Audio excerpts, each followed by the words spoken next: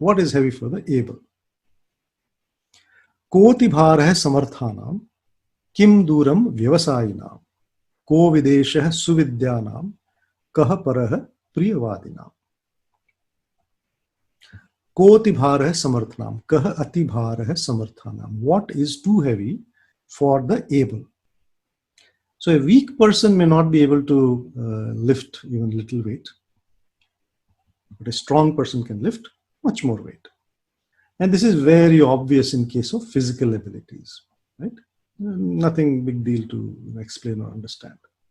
Interestingly, in India, there has been a system of reservation or quota, or what is called affirmative action in US, which started pretty much after independence. Unlike in US, where it is a suggested action, affirmative action, in India it is mandated by law.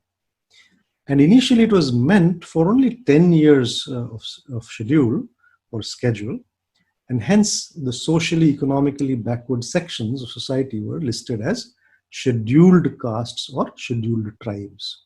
And the idea was, if they are helped with education, jobs, promotions, etc., then they can lift themselves up. Unlike what happened in the US when the black slaves were emancipated, they had nothing. They had no money, they had no land, they had no education, they had no network of contacts, and they were just let free. Whereas in India, when the entire country became independent, the government decided to do something proactive and positive for the lagging sections of society. But the politicians soon realized that this carrot is good for vote gathering. So now it has become a vote bank issue. Even after 70 years of independence, the system of reservation of up to 50% or more seats in colleges, government jobs, and promotions, etc., is still practiced. And this is done only in jobs that require mental skill. Why? Because if it was requiring physical skill, it is very obvious to anyone that this is not possible. For example, I am only 5 feet tall, but I want to be a jet fighter pilot. I want to fly a jet. But I don't have long legs to reach the controls. I don't meet the height requirements or the health requirements. But no, I want to have the fame of being a fighter pilot. But everybody will laugh at that, right? I mean, how is that possible? So, and everybody knows that the job will suffer.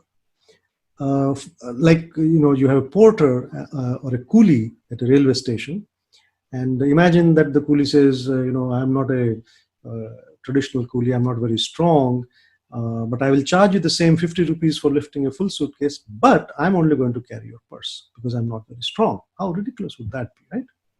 But for making teachers, doctors, engineers, policymakers, no such standard is made mandatory in school. So students with 40% marks are preferred over students with 95% marks just because of the section of society one comes from, even after 70 years of leveling the field. So koti bhara samarthanam. So one has to be samarth to do that. Then you can give preference to, oh, so-and-so person is coming from a different background or whatever. But you cannot say that you don't have the merit and I will give you the job. Then the job will suffer, right? Kim duram vyavasayinam. A vyavasayi is one who engages in some vyavasaya effort, which is like an entrepreneur. Somebody who's enterprising, as we call, right? Entrepreneur. So what is far for the businessman? That's what is duram. What is duram? Well, businessman will go anywhere. Now, Indians have settled in almost all countries, right? Here are just top 10. They are going to study.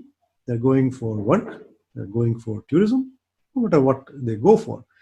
There was a time when India was the center of world trade. Muslin to Roman ladies, steel swords and shields to the Roman army, trade with Mesopotamia and Egypt to Cambodia and Southeast Asia, you name it. They were there. And even today it has happened again. There is a saying that potato and Sardar are found everywhere. Sardar are the Sikh people with the turban. They are very enterprising, very, very enterprising people. And obviously the other one also holds good, that potatoes and patels are everywhere, the Gujaratis, right?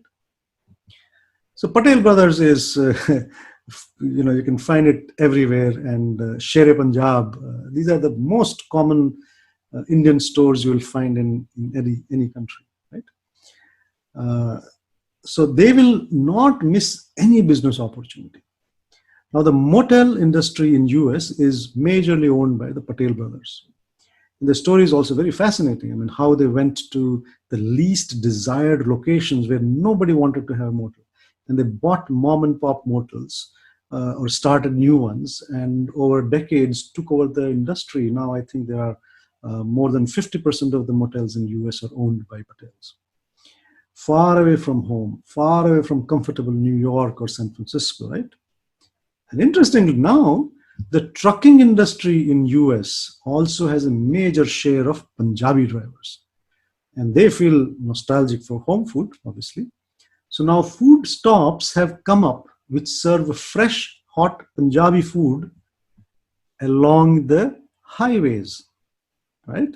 There's a full story done by New York Times in August 2019 about these Punjabi dhabas along the highways in US. And a lot of these truckers, they find out which one stops have the Punjabi ones, and they make sure that they stop only at that particular one and not everywhere else. So an enterprising business person will go anywhere, wherever there is profit. Right? Ko Videsha Suvidyanam. So what is Videsh, foreign, for a well-educated person? Now, so many students travel abroad for studies. So many go for business or for tourism. Here is a list of countries by students who are studying outside that country. Right? And before we go abroad, we learn about the place, the language, the customs, how to ask for where is the restroom or such trivia. Right? The more you know of the place, the less it will seem alien or foreign. Right? I went to US for studies way back and stayed there for almost 2 decades, and it still feels like a second home. A well-educated, well-aware person does not feel alien in a different land. What could Chanakya be saying this for? Well, just like today, then also we had spies, remember? Sent to different countries, and the more you know about that foreign country, the more you can mingle very well. And we see that even today in world politics. Every country has spies all over. Kaha paraha priyavadinam. So the one, and this is very straightforward, the one who speaks sweet, for that person nobody is other. Right? Everybody is their own.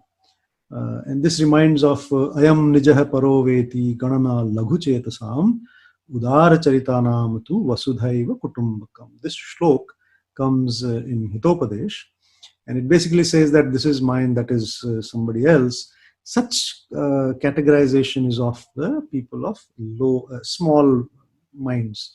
People think like that. But the magnanimous people, for them, the entire world, the whole earth is a small family. But obviously in Hitopadesh, this was used to kind of warn the reader that evil people will quote such things to misuse your nicety and sweet-spoken nature and do harm to you.